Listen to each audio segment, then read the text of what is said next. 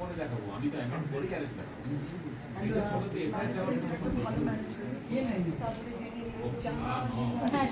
শক্তিপদ জান একদম তোমাকে টিভিতে দেখাচ্ছে, এখানে দেখাচ্ছে, তোমাকে কিন্তু টার্গেট করবে, আমায় টার্গেট করবে, আমায় পাস করবে, কেউ করবে না।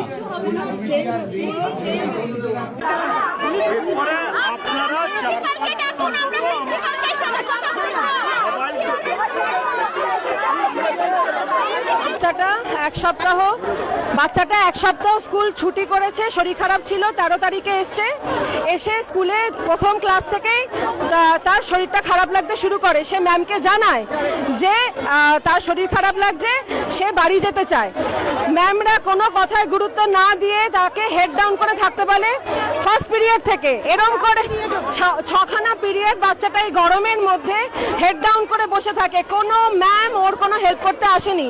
শেষ পর্যন্ত ছুটি হওয়ার পরে বাচ্চাটি এতটাই অসুস্থ হয়ে পড়ে যে সে তার ব্যাগটা ক্যারি করতে পারছিল না, এবং সে সামনে যে আন্টিকে চায় যে আমার ব্যাগটা, আন্টি বলতে যে আয়া মাসি তাকে বলে যে আমার ব্যাগটা আপনি একটু নিয়ে চলুন। সে বলে যার ব্যাগ তাকেই নিতে হবে। এই করে বাচ্চাটা ওই ব্যাগ নামাতে গিয়ে সে অসুস্থ হয়ে পড়ে গিয়ে মাথায় চোট লেগে রক্তক্ষরণ হয়ে সে পরশুদিন রাতে সে মারা যায়। কোমাতে চলে গেছিল, 10 দিন আরএনটে করে ভর্তি ছিল। দুটো হসপিটাল ওকে রিজেক্ট করে। আচ্ছা, এই যে চোট লাগার পরে আপনারা কি জানেন মানে হসপিটালাইজ কে করেছিলেন? ওর বাবা করেছে। স্কুল থেকে যখন দিয়েছে বাচ্চা অজ্ঞান অবস্থায় ছিল, মাথায় জল ঢালা হয়েছে, বাবা মাকে একেবারে একদম জ্ঞানহীন বাচ্চাকে দেওয়া হয়েছে। বাচ্চাটাকে হসপিটালে নিয়ে যাওয়া হয়েছে, দুটো হসপিটাল চেঞ্জ করে আরএনটে করে নিয়ে যাওয়া হয়েছে। স্কুল কিরকম রেসপন্সিবল চিন্তা করুন। কালকে বিকেলবেলা স্কুলে নোটিশ দেওয়া হচ্ছে, স্কুলকে ডিফেম করা হচ্ছে, ম্যাল ইনফরমেশন দেওয়া হচ্ছে যে স্কুল যারা করছে তাদের এগেইনস্টে স্টেপ নেবে। আর স্কুল কোনো দায় নিচ্ছে না। ওরা বলে দিয়েছে যে বাচ্চাকে আমরা সুস্থ সবল বাচ্চাকে আমরা গার্জেনের হাতে দিয়েছি। সারা পিরিয়ড সারা ক্লাস বাচ্চাটা সুস্থ ছিল। সিসিটিভি ফুটেজ পুলিশকে দেওয়া হয়ে গেছে। আমরা কাউকে জবাবদিহি করতে বাধ্য নই। তাহলে সিসিটিভি ফুটেজ যদি ওনাদেরকে দেওয়া হয় তাহলে বাচ্চার বাবা মাকে দেওয়া হয়নি কেন? বাচ্চার বাবা মাকে দেওয়া হয়নি, তাদের সাথে এই পুরো টানা 10 দিন কোনো যোগাযোগ করা হয়নি কেন? কোন ভরসা আমরা স্কুলে পাঠাবো? তার উপরে বাবা মাকে ফোন করেনি কেন? যেখানে ডায়েরিতে লেখা থাকে in case of emergency hmm to contact বলে নাম্বার দেওয়া থাকে, সে নাম্বারটা ওরা কন্ট্যাক্ট করেনি কেন? আর থেকে বড় ব্যাপার স্কুলের বিজনেস। স্কুল থেকে ব্যাগ, বই, তারপরে মুজো, সমস্ত কিছু, একটা ছোট ক্রেয়ন পর্যন্ত স্কুল থেকে কিনতে হয়। দরকার সেটা ইউজ হচ্ছে কি হচ্ছে না সেটা জানার দরকার নেই, কিন্তু ওটা আমাদের কিনতে হবে। না কিনলে বাইরের কোনো জিনিস ইউজ হবে না। খাতা যদি না কিনি ওরা বাইরের খাতা নেবে না। এসব তো চলছে, মেনে নিয়েছি আমরা কিছু বলতে পারি না, ভয় টার্গেট হবো বলে। আজ এই টার্গেটটার আমরা এত বোকামো করে ফেলেছি যে একটা বাচ্চার জীবন দিতে হলো। আর তার মধ্যে স্কুলের কি ম্যানেজমেন্ট করতে হবে, যেখানে প্যারেন্টরা নিজেদের কথা পিটিএম হয়, গার্জেনদের থাকে না, গার্জেনদের বলার কোনো সুযোগ থাকে না। ওই টিচাররাই বলছে, আমরা শুনছি, শুনে চলে যাচ্ছি। এরকম একটা প্যারেন্টস মিটিং এক একটা সেকশনে 50টা করে বাচ্চা নিচ্ছে, 45টা করে। আমরা যখন বাচ্চার কিছু হচ্ছে বললে বলছে এটা স্পেশাল স্কুল না, এটা নর্মাল স্কুল। তাহলে তোমরা টাকা নিচ্ছ কেন? খাতার মধ্যে এন্ট্রি করিয়ে নিচ্ছে। বাচ্চা যখন হ্যান্ড ওভার হচ্ছে, স্কুল কোনো দায়ী নয়। এত বড় একটা স্কুল ম্যানেজমেন্ট চালাচ্ছে, কেন স্কুলে কোনো ডক্টরের ব্যবস্থা নেই? কেন বাচ্চাটা আজকে এইভাবে অকালে চলে গেল? কেন ম্যাম সাথে সাথে বাড়ির সামনে ডক্টর আছে দেখালেন না? আজকে দেখালে তাহলে এই পরিস্থিতি আসতো না।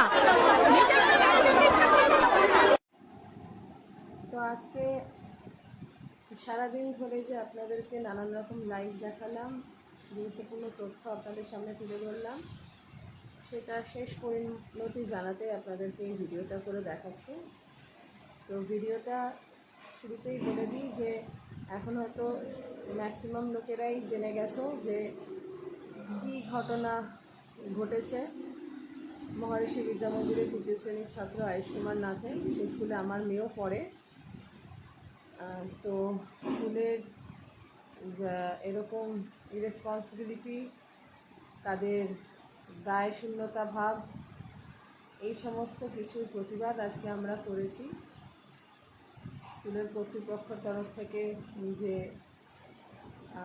আমরা শুনছিলাম, তারা যে দাবি করেছে যে তারা এর মধ্যে একেবারেই একদম দায়ী নয়, তারা বাচ্চাটিকে সুস্থ সবল বাবা মার হাতে তুলে দিয়েছিল ছুটির সময়।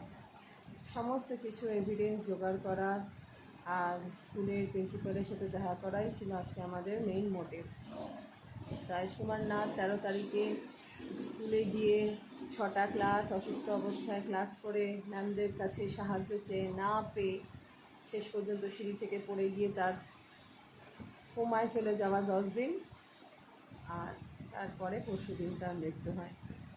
তো এই স্কুলে আমি আমার বাচ্চাকে পাঠাবো, কী ভরসায় পাঠাবো, কী স্টেপ নেওয়া হবে এইসব জানা, এই কোয়েশ্চেনগুলো করবার জন্য আজকে আমাদের অবরোধ ছিল। এটা সামান্য বিষয় নয়, স্কুলের এমনিও অনেক রকম ভুল ত্রুটি আমরা না দেখার মতন ভান করে চলে আসছে। এখন কোনো ম্যামেদের বিহেভিয়ার, তারা গার্জেনদের সাথে যেভাবে বিচ্ছিরি বিহেভ করে সেগুলো তো ছেড়েই দিলাম। তাদের প্রতি মুহূর্তে একটাই কথা, স্কুলে যতগুলো বাচ্চা, যে 44-45টা বাচ্চা থাকে একটা ক্লাসে, তাদের প্রত্যেকের দায়িত্ব তারা নিতে পারবেন না। এই জন্য আজকে আমাদের এত ক্ষোভ।